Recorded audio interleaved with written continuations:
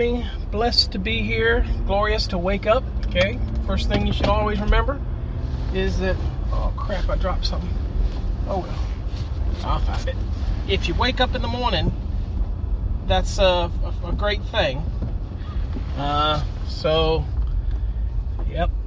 It's always a great thing to at least be able to wake up in the morning. So thank everybody. Thank whoever you happen to worship that you woke up this morning. And welcome again to another mobile version of Let's Ask Paul. So I got an email last night, pretty late, that said, "Hey Paul, I'm getting ready to take my exam on Saturday. Can you give me any motivation?"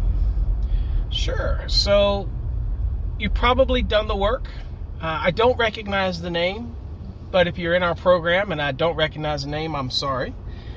But you put in the work, you're ready. You're either ready or you're not ready. So typically I tell people all the time that it takes a certain amount of time to be prepared for an electrical exam, to be really prepared. Now, you might already have some knowledge. You might have just the years in the field. You have code knowledge. The problem with that sometimes is like what we see on social media, which can be a blessing and a curse. But what we'll see is certain things on there where people will post stuff as if it's gospel, right? That this is what the code says, or this is what they got. And that's not necessarily accurate. It's what they may believe, but it doesn't necessarily make it accurate. Problem is with social media, then everybody else clings to it. And next thing you know, people are swearing that something's actually accurate and it's not. So that's a problem. So that's your main problem with social media. The second thing I noticed is I read this article. I'll get back to the topic, but I thought it was interesting. I read this article that talked about the people that have hundreds of thousands of subscribers on social medias or even millions as, quote, influencers. They influence people. And I got to thinking about it. And some of them, it actually goes to their head. They actually think that because they have these followers, that they have a voice. They don't. You don't. You've just got people who are enamored by your short videos or your short whatever.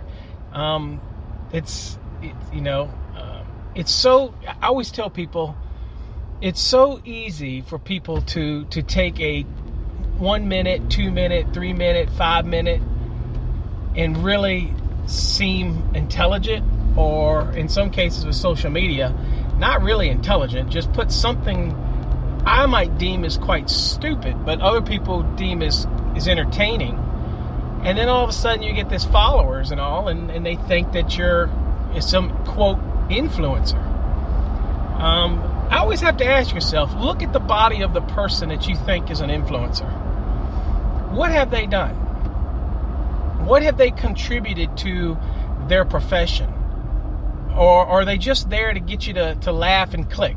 I watched this video that popped up in some feed, whatever it was, of no disrespect, it was a heavy guy, but he was dancing around, acting really dumb. I get it. It popped up in my feed, and I'm enamored. I'm gonna watch it at least for a few seconds here.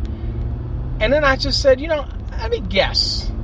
How many? Because it popped up in my feed, so it means that the platform was sharing it.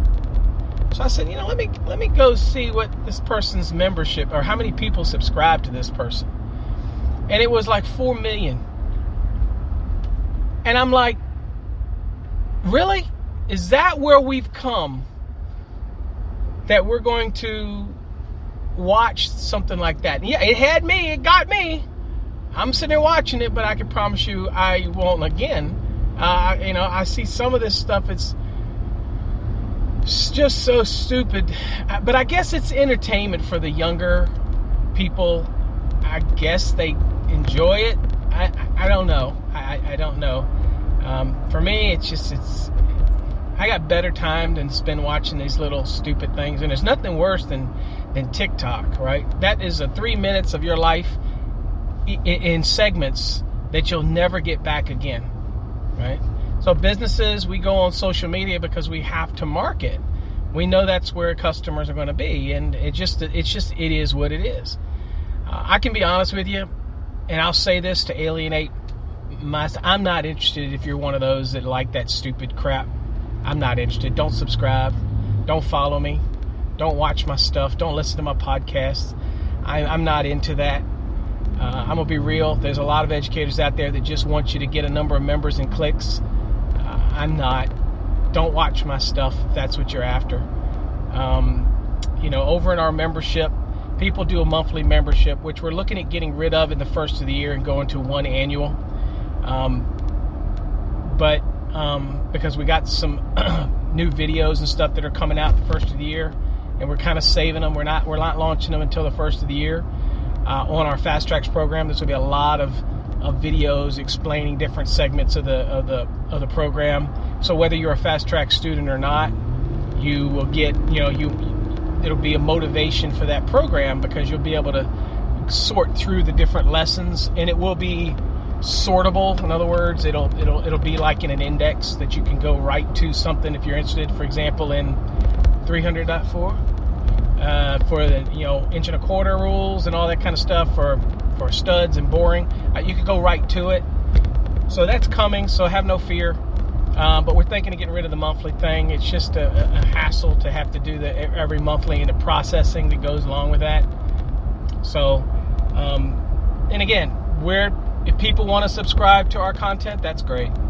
I think the misconception out there is that people think that I care that you want to learn, but I don't care. I'm not into the subscribers. I'm not into the numbers. I really don't care whether there's 10 people following me or 50 million. It's not going to change what we do. So, and we don't rely on YouTube money, right? There's some educators out there that are very popular, quote, influencers. They've gotten to the point where they have to rely on those churning out the videos for their monthly clicks and their monthly ad revenue. I get it. Hey, that's a business model. That's what you want to do. That's not us. That's why you saw me over a year ago pull all of my videos off of YouTube. Probably Brittany and them at work and every board of directors, everybody cringed at that. And they said, dude, why would you do that? When we were getting $5,000 or $6,000 a month or whatever it was in video revenue, why would you do that? Because I don't like the model. I don't like the platform, and I get to do what I want to do. I own it, right? It's my rules. Everybody knows that. So I don't always make the best business choices for those kind of things. But hey, you know what? It is what it is. I sail the ship. I built the ship. I sail the ship. I maneuver around the icebergs, and if I happen to get hit, I'm going to go down with the ship. Okay, that's just the way I am. So anyway, reason I went into that is because I did watch a short video, and I looked at the numbers, and I saw something that said influencers, and they get advertising from companies who don't really give a damn about you. They just want their commercial to be on that influencer's whatever. So I guess that's what they call influencers. But I challenge you to just sit and think about it for a second when you're sitting there scrolling through that and you're enamored, or you're in the trade. I should say trade people, not the little goofy people out there. I'm just talking trade. And I guess some of it's corny, some of it's kooky. Some of them you're like, yeah, that's pretty cute. But for the most part, majority of it is just stupid. So I got off of the TikTok because of, except for Tradies apps, which is just for marketing. I don't post anything over there. I don't, I'm still on Instagram. It's okay. It's still part of that metaverse that I can't stand. Facebook, I can't stand. But again, business-wise, I am. So anyway, I kind of deviated from the original question, but I think I answered the question. You're ready. You're either ready for your exam or you're not ready. This is Thursday. You've got, I say don't do anything on Friday. I said Thursday right now, what I recommend you is get fluent in the 3-wave method. We have a video on that that talks about the 3-wave method. It's out there. It's free. Just go to our YouTube channel, search for 3-wave method, and you'll see it. Get used to how that works and make sure you employ that when you're taking the exam. Basically, go through the first set of questions. Just go through them, and in about a minute or so, if you can answer the question, you answer it. If you can't, simply tick it or mark it. They usually have an electronic marking system. Just mark it and go on to the next question. And then once you get through all the questions, you have knocked out a large amount of the question pool. And then you go into you click on the feature that lets you look at all the ones that you have checked. You're going to check any of them that you didn't answer in that first wave. All right. Now, the second wave you go through, and you're going to spend upwards of 2 minutes or so on a question. If you still can't answer it, you leave it checked. If you answer it, you uncheck it, you go to the next one. That third wave is where you're going to have to spend a little more time, but you're not going to move to the next question in the third wave until you have answered it. If you've used deductive reasoning, if you've done weeded out possible bad choices, if you have to guess, you're making an educated guess, but you're doing it on the third wave. Now, when it comes to calculations, I typically say if you're on an exam that has all of your calculations embedded into the exam, like a journeyman exam, unlike Texas where it has 2 separate exams. If you're on an exam where the calcs and the lookup questions are all on the same exam, then save your calculations until the last wave when you've built up you enough time, right? That's what I recommend. At the end of the day, you're going to have to make an educated guess if you can't find the answer. Also, a good tip is if you can't find the exact answer and you've done the math, chances are if you studied, you're going to be fairly close. You probably understand some of the steps that are part of the process. So if you're fairly close, or you feel like you're fairly close, then go with the answer that best aligns with your answer, right? If you're at the point where you just can't get your answer and you're stuck. What we don't want to do is get bogged down on a question, right? We don't want you to get locked into it and then all of a sudden that clock is still ticking and you done burn up all the valuable time that you built up through your first wave, right? That type of thing.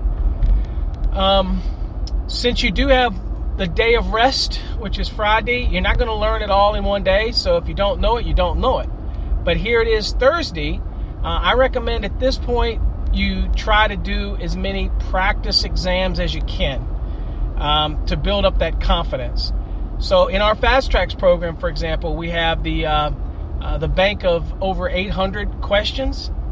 Now there's a couple in there wonky that I've tried to tell DeWalt, I've tried to tell Ray Holder Group, as we buy those questions, we don't write those. I tried to tell them they've got 8 questions that are wonky. Nobody listens. So the students end up reaching out to me and I explain to them why it's wrong. My joy is that a student identifies, and that's what the Fast Tracks program has done. It has caused a student to analyze it and really look at, I call analyze it, and they really look at it and say, what the crap, this can't be right. And what I like about that is I say you're absolutely right. That can't be right. And here's why. Because that means you've reached that plateau of knowledge where now you're getting all the credit here. You have evolved and you're able to find a wonky one. But again, out of 800 questions, about 8 of them are wonky. And it could be arguably correct, but 6 of them are flat out wrong. But at the end of the day, they made you think. But again, that's a small ratio when most of these educators put out corrections that are in the multiple pages of errors once they publish it. So I'm going to give Holder and them, I'm going to give them some kudos for those questions. The good thing about our program is you get to ask me. You get to come to Wednesday nights. Now, we missed Wednesday night last night. I had an issue. I could not attend. Remember, the Wednesday nights are not part of the Fast Tracks. They're voluntary. You come as you want. They are not mandatory. Again, thus the voluntary statement. But I like to do them for students. Unfortunately, I had a conflict and I couldn't do it last night, so we had to put it off. But we'll be there next week as normal, and I will be able to, get that all set up, and we'll actually go ahead and have our class as normal. So, but you get to come to class and you get to bring your questions. So that's the beautiful thing about it is you buy a book, you get a DVD, you get something like that, you're pretty much stuck. And if they don't explain it well, then you're really screwed. And then you leave this more doubt in your mind. With us, just bring your question. I did have somebody that emailed me or posted on our forum. Remember, you also have the Sparky Hub, which you can go and post your questions. If you're in the Fast Tracks program, we have a separate forum just for folks to post it. Don't be shy. These are students that are just like you, okay? They are learning it just like you are. So don't be shy. Don't be like, oh, I don't want to post in here because I'm going to look embarrassed because I ask a question. No, that's what the forum is for. It's like-minded individuals. Now, you can't get in that forum unless you are a Fast Track student. So I had some people ask me that. Some people ask how they could get to the Wednesday night session. You can't. You can't get to the Wednesday night session because you have to be a Fast Track student. This is what it is. I don't do things for free anymore. I'm sorry. I just don't. It's not how I work. But if you want to join us, then, become a Fast Track student and join it, Other than that, just relax on your 9th day. As I say, relax on that day of the dawn of the exam and spend it a good Friday just chilling. You can watch some videos if you want on electrical, but at the end of the day, the learning is done at this point. Now, if you haven't put in the work, if you haven't put in the time, then I don't know what to say, because you have to put in the work and the time to get you to that point. So if you have, great. If you haven't, then I'll say a little prayer for you. I hope you knock it out, and you're able to pass it with no problem. But if not, don't get discouraged. Don't get upset. Just buckle down and do what you got to do, and you'll get it. Trust me. Don't give up. So if you get it, be excited. If you don't, be optimistic, because you will get it. Don't worry about it. But only you know if you put in the time.